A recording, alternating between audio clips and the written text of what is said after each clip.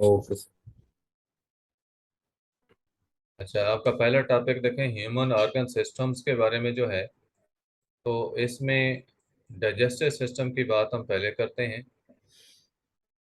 इसमें ये बताया गया कि हमारी बॉडी जो है नीड्स एनर्जी, और ये एनर्जी हमें कहाँ से मिलती है? From the food that we food. Eat. और हमारी जो हम्म। खुराक है that is in complex in the form of complex compounds. ठीक है, वो कॉम्प्लेक्स फूड होती है। These complex compounds can't be absorbed in blood directly. हमारी खुराक के अंदर मसलन प्रोटीन्स हैं, फैट्स हैं, कार्बोहाइड्रेट्स हैं। तो ये वाले कंपाउंड्स एज सच जो है वो ब्लड में नहीं जा सकते। और जब तक वो ब्लड हम्म। में नहीं जाएंगे, बॉडी सेल्स तक नहीं पहुंचेंगे, तो ऑक्सीडेशन के जरिए एनर्जी पैदा नहीं हो सकती। तो फिर ज़रूरत इस चीज़ की है कि ये कंपाउंड्स ब्रेक हों, इनके ब्रेक डाउन से छोटे मॉलिक्यूल्स बने, ताकि वो ब्लड में अब्जॉर्ब हो सकें। ये काम हमारी बॉडी में जो डाइजेस्टिव सिस्टम है वो करता है।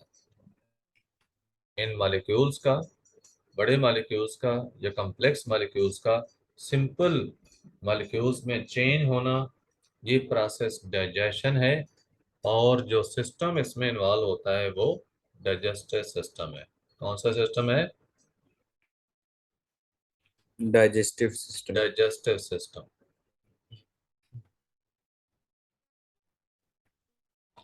ये जैसा आपको ना यहाँ पे फूड के कंपोनेंट्स बताए गए हैं कि in order to stay healthy वो use different types of foods, जिसमें प्रोटीन्स हैं, कार्बोहाइड्रेट्स, फैट्स, विटामिन्स, मिनरल्स वगैरह। ये सारे न्यूट्रिएंट्स हैं। और हमारा डाइजेस्टिव सिस्टम इन न्यूट्रिएंट्स को सिंपल मॉलिक्यूल्स में ब्रेक कर देता है। और ये सिंपल मॉलिक्यूल्स डाइजेस्टिव सिस्टम की जो उसी वॉल्स हैं उनमें से इजीली ब्लड में जा सकता है। वॉल्स ऑफ डाइजेस्टिव ट्यूब जो कहा, ये स्मॉल इंटेस्टाइन की बात की है। स्मॉल इंटेस्टाइन जिसके अंदर वो फिंगर लेग प्रोजेक्शंस होते हैं ना, विलाई। तो विलाई के अंदर ब्लड वेसल्स होती हैं, तो वहां से उन ब्लड वेसल्स में अब्जॉर्ब हो जाते हैं। यहाँ पूछा आपसे कि where and how digestion occurs, कि डाइजेशन कहाँ होता है और कैसे होता है। तो डाइजेशन होता है एलिमेंट्री कैनाल में। कहाँ पे होता है? Elementary elementary कनल। कैनाल में। एलिमेंट्री कैनाल हमारे माउथ से स्टार्ट होती है। ये पूरा डाइजेस्टिव सिस्टम उसी के अंदर आता है। इसी एलिमेंट्री कैनाल को डाइजेस्टिव गट भी कहते हैं। माउथ से लेकर एनस तक ये सारी एलिमेंट्री कैनाल है। अब आगे था कि कैसे हम्म। होता है, ये डाइजेशन होता कैसे। तो माउथ से स्टार्ट करते हुए देखिए, जब खुराक हमारे मुंह में होती है, it is chewed with the help of teeth. Saliva is secreted by salivary glands that softens the food, makes its chewing easy. जब सलेवा खुराक के अंदर शामिल हो जाता है तो खुराक को चबाना आसान हो जाता है। जुबान के जरिए खुराक को रोल करके बार बार दांतों के दरमियान लाया जाता है, और दांतों के जरिए उसको चबाया जाता है। जब खुराक चबाई जाती है, अच्छी तरह चबाई जाती है, तो उसके बाद वो माउथ के पिछले हिस्से में पुश कर दी जाती है। जुबान के जरिए पुश कर दी जाती है माउथ के पिछले हिस्से में। उस पिछले वहां पे से। एसोफेगस है। या फिर सिस्टम में देखें, ये माउथ के अंदर च्यूइंग का प्रोसेस हुआ, फिर ये एसोफेगस है। तो वो खुराक एसोफेगस के अंदर आती है। एसोफेगस के जरिए यहाँ स्टमक में पहुंचेगी। बताया कि जो च्यूड फूड है, it is pushed from mouth into the oesophagus. और एसोफेगस क्या है? लॉन्ग ट्यूब होती है जो उस खुराक को स्टमक में ले जाती है। अब एसोफेगस के अंदर खुराक मूव कैसे करती है? ये वेव लाइक मस्कुलर मूवमेंट्स होती हैं जो खुराक को पुश करती हैं टू द स्टमक। कहाँ पुश करती हैं? स्टमक। स्टमक के अंदर।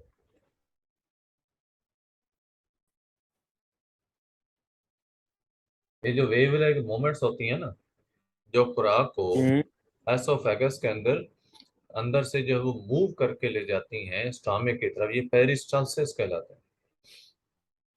ये मोमेंट्स कहलाती हैं पेरिस्टाल्टिक मोमेंट्स, और इस प्रोसेस को पेरिस्टालसिस पेरिस्टाल कहते हैं। पेरिस्टाल्टिक मोमेंट्स हैं ये, जो वेवलेक मोमेंट्स थे।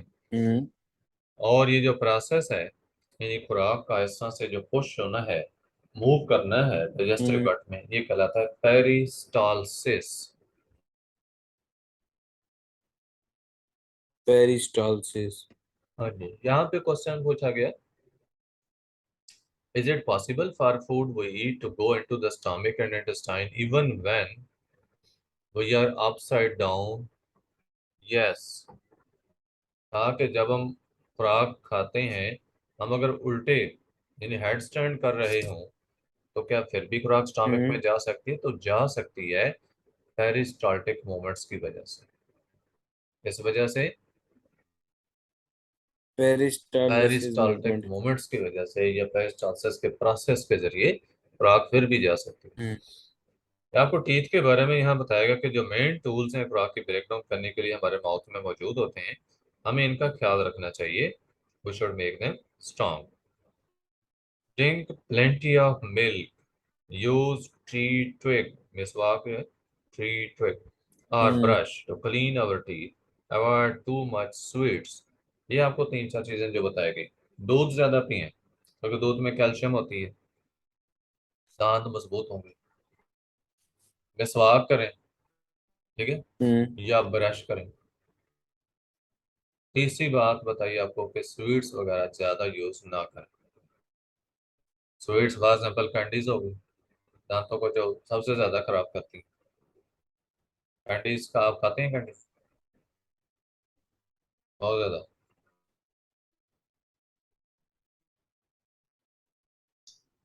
अच्छा, आवाज आ रही है मेरी? नेसर आ रही है। अच्छा, स्टमक, माउथ के बाद एसोफेगस की बात थी, अब आगे स्टमक को देखें। स्टमक बताया कि जे शेप इसकी स्ट्रक्चर होती है, मस्कुलर बैग्स है, ये इसके अंदर खुराक जो है उसमें जैसे जूस मिक्स हो जाता है।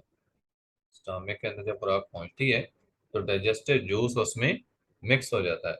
मिक्स।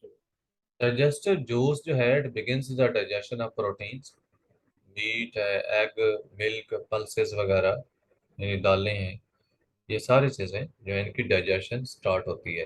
तो इन सब के अंदर जो प्रोटीन होती है ना, ये हम्म हमारी खुराक के मुख्तलिफ जो कंपोनेंट्स हैं, इनमें मौजूद प्रोटीन की डाइजेशन होती है।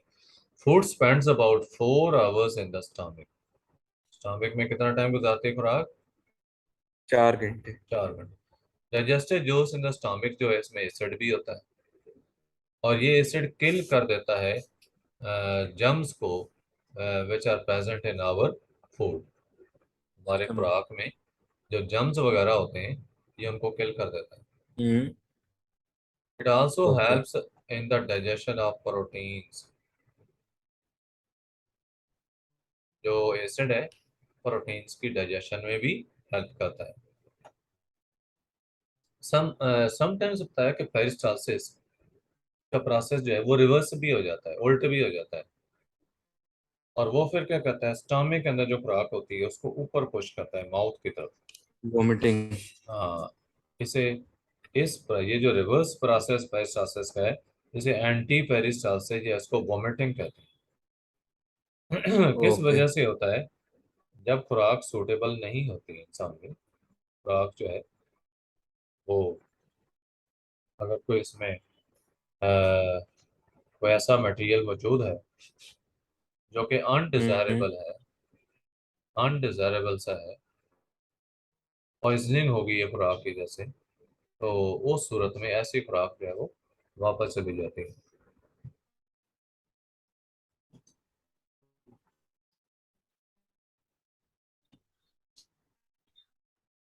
नेक्स्ट आप होता है कि our stomach digest proteins, meat वगैरह, why does its juice not digest the stomach itself?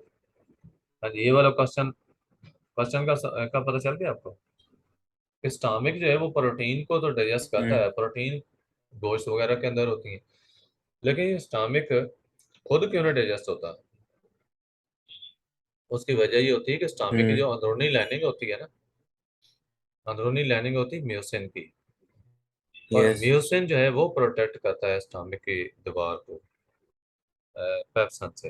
Pepsin enzyme है जो कि प्रोटीन को डाइजेस्ट करता है, तो वो म्यूसिन की लेयर जो है वो इसको बचाती है। अच्छा, उसके बाद स्मॉल इंटेस्टाइन नेक्स्ट बताया गया। खुराक स्टमक से होती हुई स्मॉल इंटेस्टाइन में जाती है। एक लॉन्ग कॉइल ट्यूब है अब्डोमेन के अंदर।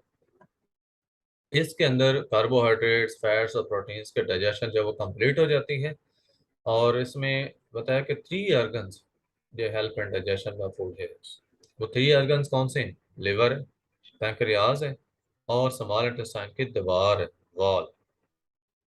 ठीक है, लिवर से बाइल आती है, पैंक्रियाज से हम्म। पैंक्रियाटिक जूस आता है, और स्मॉल इंटेस्टाइन की अंदरूनी लाइनिंग से डाइजेस्टिव जूसेस जो हैं वो सेक्रेट होते हैं खुराक के अंदर। Absorption of the digested food also occurs in the last part of small intestine. Small intestine का जो आखिरी हिस्सा है ना, इलियम है वो, उसके अंदर डाइजेस्टेड फूड की अब्जॉर्प्शन भी हो जाती है। इनर सरफेस जो स्मॉल इंटेस्टाइन की है, इसमें मैनी फिंगर लाइक स्ट्रक्चर्स होते हैं जिन्हें विलाई कहते हैं। क्या कहते हैं? विलाई। इन स्ट्रक्चर्स को क्या कहते हैं? बिलाई। विलाई। तो विलाई का बिलाई। फायदा क्या होता है? सरफेस एरिया बढ़ जाता है, अब्जॉर्प्शन ज्यादा से ज्यादा होती है। तो विलाई के लेवल से खुराक ब्लड में अब्जॉर्ब हो जाती है और ब्लड इसको पूरी बॉडी में ले जाता है। लास्ट पार्ट है लार्ज इंटेस्टाइन का।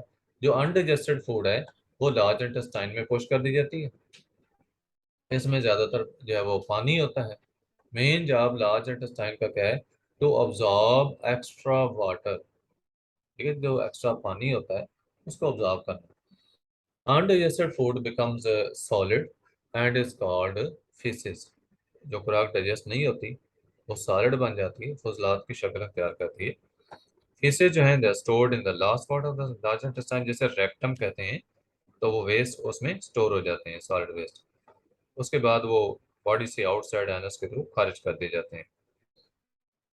डाइजेस्टिव सिस्टम के सपोर्टर्स क्या हैं इसमें? पहले जैसा आपको लिवर का बताया गया, लिवर है, गॉल ब्लैडर है और पैंक्रियाज है। तो ये डाइजेस्टिव सिस्टम के सपोर्टर्स कहलाते हैं। लिवर देखें बाइल पैदा करता है जो फैट को डाइजेस्ट करती है। डाइजेस्ट करती नहीं बल्कि उसमें हेल्प करती है। उसमें कोई एंजाइम तो नहीं होता बाइल में, अलबत्ता इसमें कुछ मिनरल्स होते हैं, जैसे एमल्सिफिकेशन हो जाती है। क्या हो जाता है? एमल्सिफिकेशन। एमल्सिफिकेशन कहते हैं फैट्स के बड़े मॉलिक्यूल का छोटे मॉलिक्यूल्स में कन्वर्ट हो जाना, टूट कर। आगे गॉल ब्लैडर है। लिवर स्टोर करता है बाइल को गॉल ब्लैडर में, which releases it into the small intestine. ठीक है, लिवर बाइल पैदा करके गॉल ब्लैडर में स्टोर करता है, वहां से ये बाइल जो है वो स्मॉल इंटेस्टाइन में रिलीज हो जाती है। पैंक्रियाज जूस बनाता है तो digest remaining carbohydrates, proteins, fats वगैरह जो है, ठीक है, इन चीज़ों की डाइजेशन वगैरह करना। कहा कि if we bite a bread and chew it in our mouth for some time it will taste sweet. उसकी वजह क्या होती है? वजह ये होती है कि मुंह के अंदर कार्बोहाइड्रेट को डाइजेस्ट करने वाला एंजाइम होता है टाइलन। एमाइलेज एंजाइम है टाइलन। और जाइलन। वो उस कार्बोहाइड्रेट को चूंकि डाइजेस्ट करता है सिंपल शुगर में, ग्लूकोज में। हम्म। उस ग्लूकोज की वजह से वो स्वीट लगती है। ज्यादा चबाने से वो स्वीट इस वजह से, मीठी इस वजह से लगती है कि सिंपल शुगर बन जाती है। ठीक है। ये लेमनेड का बताया, इसमें शुगर और साल्ट मिक्स किए जाते हैं। बोथ शुगर एंड साल्ट जो है they help to absorb water in the body. So use of lemonade जो है गुड है ड्यूरिंग डायरिया। तो ये जब साल्ट्स वगैरह होते हैं ना ब्लड में चले जाते हैं, तो ब्लड के अंदर पानी को रिटेन करने की सलाहियत बढ़ जाती है, पानी ज्यादा होल्ड करने की सलाहियत बढ़ जाती है। ये कुछ कॉमन हम्म। डाइजेस्टिव डिसऑर्डर्स आपको बताए गए हैं। डायरिया है, हार्टबर्न है, कॉन्स्टिपेशन, अल्सर, गैस ट्रबल वगैरह। यहाँ पे डायरिया और कॉन्स्टिपेशन से बताए गए हैं। डायरिया कैसे कहते हैं? सेमी लिक्विड फेसिस का बाहर निकालना, खारिज करना, ये डायरिया होता है। It may be caused by infection. Diarrhoea किस वजह से हो सकता है? इन्फेक्शन की वजह से। ईटिंग कंटेमिनेटेड फूड, आलूदा खुराक हो, खराब खुराक, खाने पीने की चीजें हो। रिएक्शन टू सम मेडिसिन हो सकता है, या जस्ट को एंग्जाइटी हो सकती है, एक्साइटमेंट हो सकती है, ये सारे रीजंस हैं। Some of the most common symptoms of diarrhoea जो है वो एब्डोमिनल पेन, ठीक है, पेट दर्द, क्रैम्पिंग, मरोड़ वगैरह होना, ब्लोटिंग है, नोजिया है, लूज मोशंस हैं, फीवर, ब्लडी स्टूल्स वगैरह, ये चीज़ें इसमें बताई गई।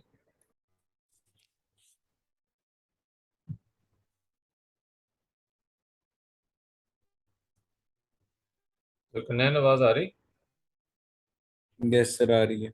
अच्छा, ठीक है, इसमें ये चीज़ें मैं आपको बता रहा था। अब्डोमिनल पेन का, पेट का दर्द होना, क्रैम्पिंग, ये मस्कुलर मूवमेंट्स ही होती हैं, मरोड़ वगैरह अंदर पैदा होना, ब्लोटिंग, ब्लोटिंग में ये होता है कि गैस वगैरह अंदर जब पैदा हो जाती है तो बेली का जो है वो टाइट टाइट सा हो जाना,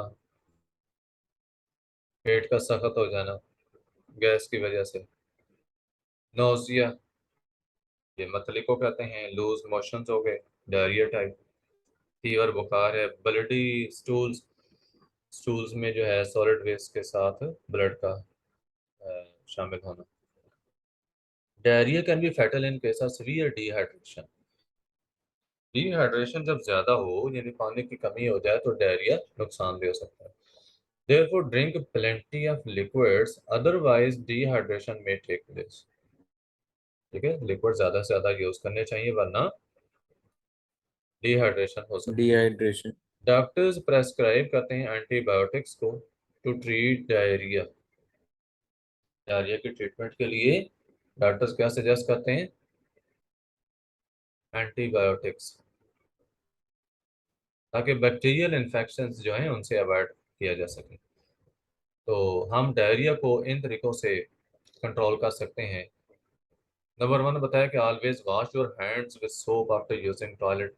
वॉशरूम वगैरह जाते हैं, टॉयलेट यूज करते हैं, तो बाहर आकर हाथों को साबुन से धो लें। Wash all fruits and vegetables before cooking और ईटिंग। फ्रूट्स वगैरह खाने से पहले या सब्जियां पकाने से पहले अच्छी तरह धो लें।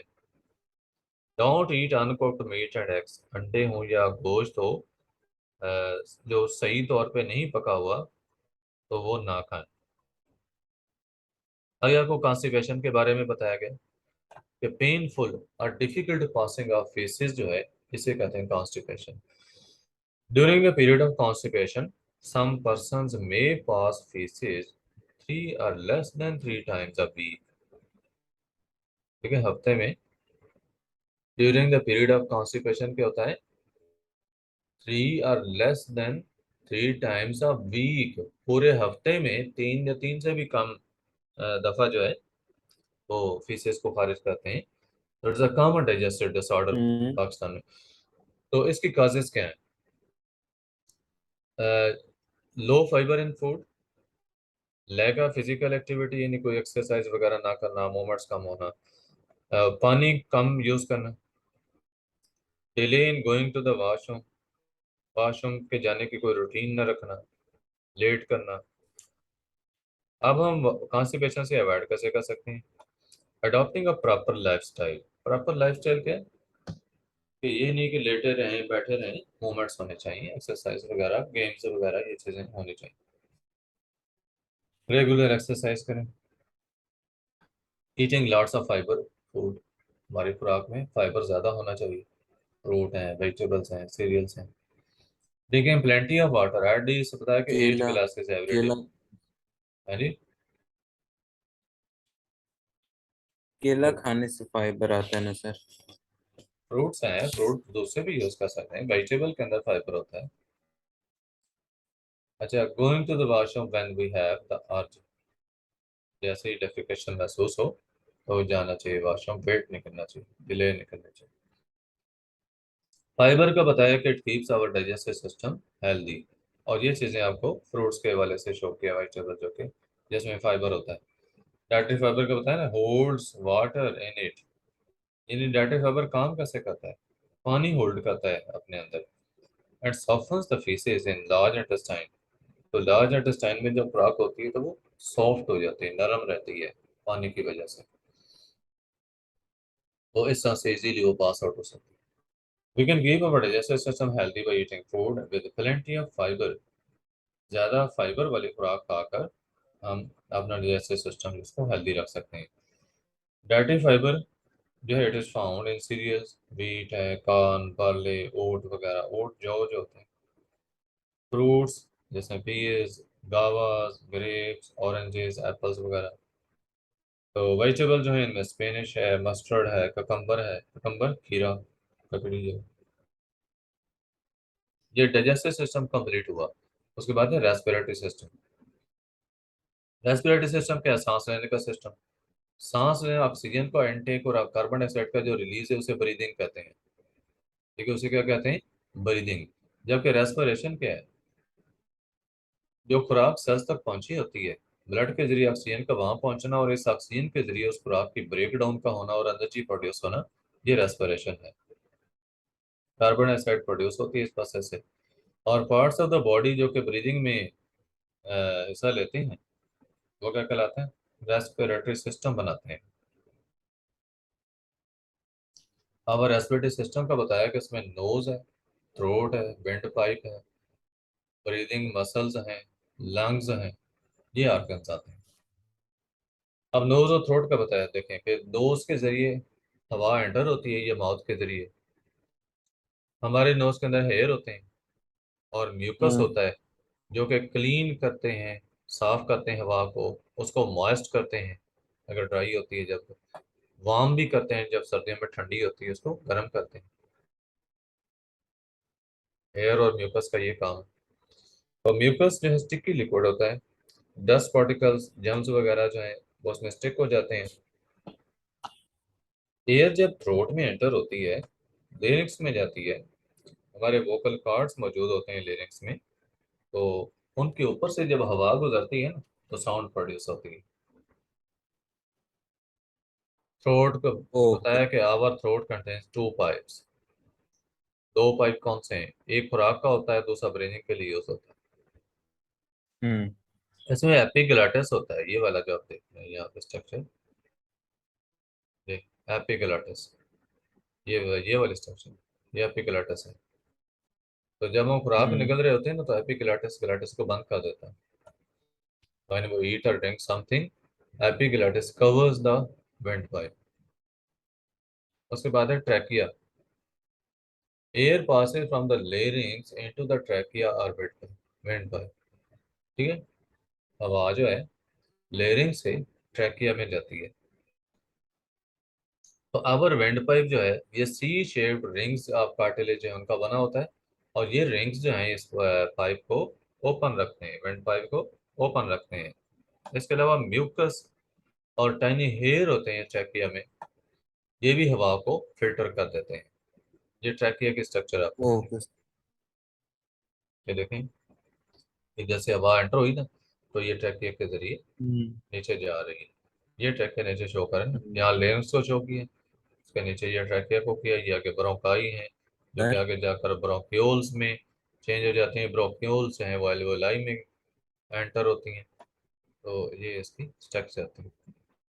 सर ये जो रिंग टाइप्स होती हैं सी गले के शेप अंदर, कार्टिलेज। इनको, इनका, यस, इनका नाम रिंग्स ही बोलेंगे या कुछ और कार्टिलेज, नाम है? सी शेप कार्टिलेज। कार्टिलेजेस, क्योंकि ये कार्टिलेज की बनी हुई है ना। कार्टिलेज। कार्टिलेज जो है ना वो होती है soft bone. Hmm.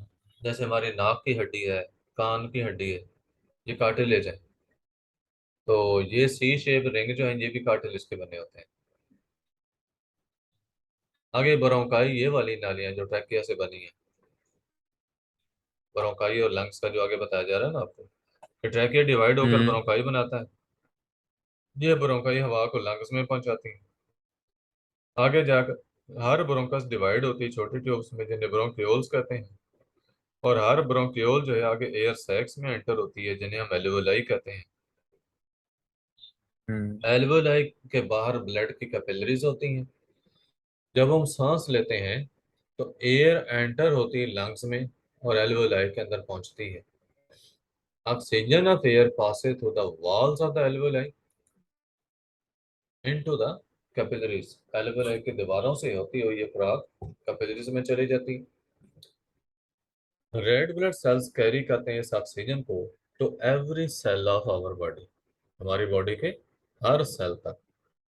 Cells in our body use oxygen and food to produce energy and carbon dioxide. हमारी बॉडी के सेल्स जो हैं ऑक्सीजन और खुराक को यूज करते हुए क्या करते हैं, एनर्जी प्रोड्यूस करते हैं और कार्बन डाइऑक्साइड प्रोड्यूस एनर्जी करते हैं। प्रोड्यूस। हाँ जी, blood brings carbon dioxide back to the lungs, blood के जरिए कार्बन डाइऑक्साइड वापस आती है लंग्स में, और वहां से वो हम्म जो है दैट इज ब्रीथ्ड आउट। देखिए where we advise to breathe deeply after running or race। Deep breathing से ये होगा कि ऑक्सीजन ज्यादा से ज्यादा हमारे ब्लड में शामिल हो सके। आगे हाउ डू वी ब्रीथ, कि हम ब्रीदिंग कैसे करते हैं। इनहेलिंग और एक्सहेलिंग, हवा का अंदर ले जाना इनहेलिंग है, बाहर निकालना एक्सहेलिंग है। अब ये होता कैसे प्रोसेस, इसमें दो किस्म के मसल्स होते हैं, लंग्स के अंदर मसल्स नहीं होते। ब्रीदिंग प्रोसेस में जो दो किस्म के मसल इन्वॉल्व होते हैं, इंटरकोस्टल मसल रिब्स के हैं और डोम शेप डायफ्राम। ओके डोम सर। शेप डायफ्राम है उसके मसल्स हैं, या फिर इंटरकोस्टल मसल्स होते हैं। तो प्रोसेस ऑफ ब्रीदिंग देखिए दो स्टेप में कंप्लीट कैसे होगा, कि इनहेलिंग होगी पहले, इंटरकोस्टल मसल जो है हम्म दे पुल रिब्स आउटवर्ड, और जो डायफ्राम है वो कंट्रैक्ट करती है, इस चेस्ट कैविटी की स्पेस बढ़ जाती है और air from outside enters the lungs. ये इनहेलेशन हो गया। अब एक्सेलेशन कैसे होता हम्म है, जैसे एक्सेलिंग कहा, इंटरकोस्टल मसल्स और डायफ्राम जो है मसल के, डायफ्राम के मसल वो रिलैक्स करते हैं। जैसे वो रिलैक्स करते हैं रिब्स नीचे बैठ जाती हैं, डायफ्राम डोम शेप हो जाती है, तो चेस्ट कैविटी का साइज कम होता है, लंग्स के ऊपर प्रेशर पड़ता है, तो लंग्स के अंदर की हवा बाहर चली जाती है। ब्रीदिंग और बर्निंग को कंपेयर किया आपस में, लेकिन ब्रीदिंग बहुत बहुत प्रोसेस है जो है, इसमें एनर्जी रिलीज होती है फ्यूल से, दोनों के अंदर ऑक्सीजन यूज होती है, कार्बन डाइऑक्साइड प्रोड्यूस होती है। अब डिफरेंस क्या है दोनों प्रोसेसेस का, वो है रेट का at with the release energy. During breathing release of energy is very slow, ठीक है, then burning and rate can be controlled. Breathing का रेट कंट्रोल, ब्रीदिंग के दौरान जो है एनर्जी प्रोडक्शन को कंट्रोल किया जा सकता है, यानी कंट्रोल्ड है ही वो controlled process of energy release. जबकि बर्निंग में तो सारी energy at a oh, time release हो जाती है ना। हम्म अब कुछ ये डिसऑर्डर्स देख लें रेस्पिरेटरी सिस्टम के। कॉमन कोल्ड है, रेस्पिरेटरी सिस्टम का ये वायरल इन्फेक्शन होती है, जो पर्सन टू पर्सन स्प्रेड होती है, कफिंग स्नीजिंग से, या फिर touching things of common cold patients, ठीक है, पेशेंट की चीज़ों को टच हम्म करने से। सिम्टम्स क्या हैं, सोर थ्रोट, गले के या वो सोजिश वगैरह, कफ है, रनिंग नोज नाक का बहना, कंजेशन है, जैसे वो सीने का छाती का बंद होना जिससे कहते हैं, बलगम वगैरह का इकट्ठा होना, स्नीजिंग है, छींके आना, हेड एक, सर दर्द हो गया। We may have hmm fever during the common cold, कि जब कॉमन कोल्ड होता है तो हमें बुखार हो सकता है। So there is no proper medicine for common cold. However, we may observe, you may observe the following measures. क्या, gets a lot of rest, rest ज़्यादा करें, drink plenty of liquids, and if symptoms persist then consult your doctor। अलामतें अगर खत्म नहीं होती तो फिर doctor से रजू करें। Why does our voice become rough when we get infection in throat or catch cold? लेकिन कोल्ड की सूरत में बलगम वगैरह जो है इसका इकट्ठे हो जाना एयर पैसेजेस में, और इन्फेक्शन की सूरत में थ्रोट के इन्फेक्शन से क्या है, थ्रोट की सोजिश हो जाती है, सोजिश। और वो जो होते हैं ना वोकल कॉर्ड्स, वोकल कॉर्ड्स की सोजिश होती है, जिससे कि आवाज़ डिस्टर्ब होती है। निमोनिया देखें, ये लंग्स के इन्फेक्शन है, लंग्स में स्मॉल सैक्स होते हैं जिन्हें एल्वेओलाई कहते हैं, हवा से भरे होते हैं। हम्म जब पर्सन को निमोनिया हो जाता है तो एल्वेओलाई में पस भर जाती है, ब्रीदिंग पेनफुल हो जाती है। निमोनिया को बताया कि मेन काज है डेथ की बच्चों में वर्ल्ड वाइड दुनिया भर में। इसके सिम्टम्स क्या हैं? कफ, फीवर, नेजल कंजेशन, नाक में यानी वो बलगम वगैरह का इकट्ठे होना, नेजल सेक्रेशन जो है, नाक में सेक्रेशंस का इकट्ठे हो जाना, रैपिड ब्रीदिंग है विद व्हीजिंग साउंड, सीटियां बजना, चेस्ट पेन होना, लॉस ऑफ एपेटाइट है। Visit your doctor as soon as possible to treat pneumonia. Pneumonia के ट्रीटमेंट के लिए डॉक्टर को विजिट करें। Your doctor may prescribe any antibiotic medicine.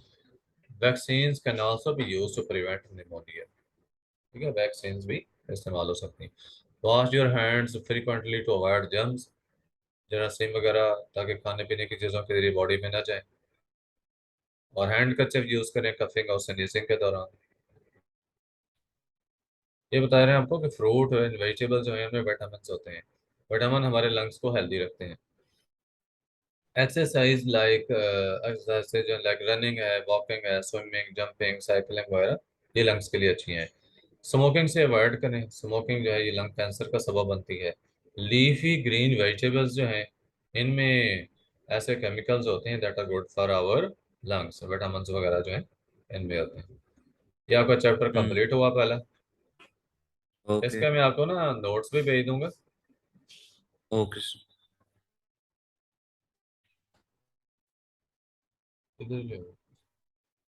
Notes भी भेज दूंगा। उनसे ये होगा कि ये जो शॉर्ट क्वेश्चंस आए हुए हैं ना, ये सारे शॉर्ट क्वेश्चंस भी उसमें आपको हम्म। मिल जाएंगे।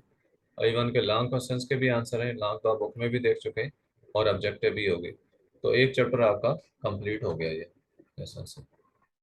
ओके।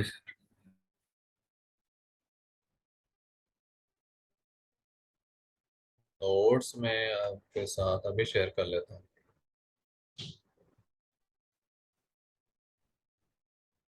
ये जो है,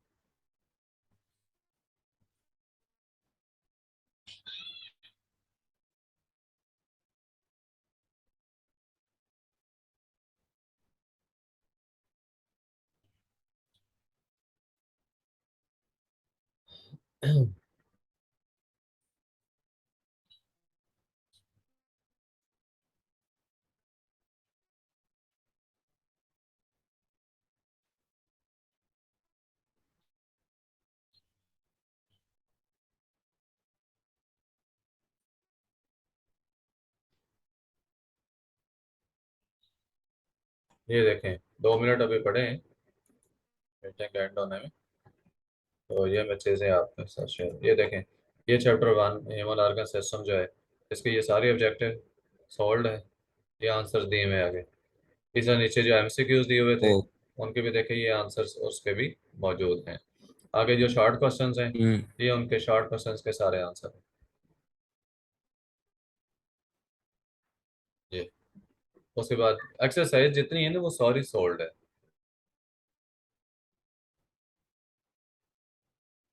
तो ये वही डायग्राम्स भी उसमें इंसर्ट की हुई हैं। 100% एक्सरसाइज इसकी। इस तरह सेकंड चैप्टर जो है आगे, ये पूरी बुक के नोट्स आपको मिल जाएंगे।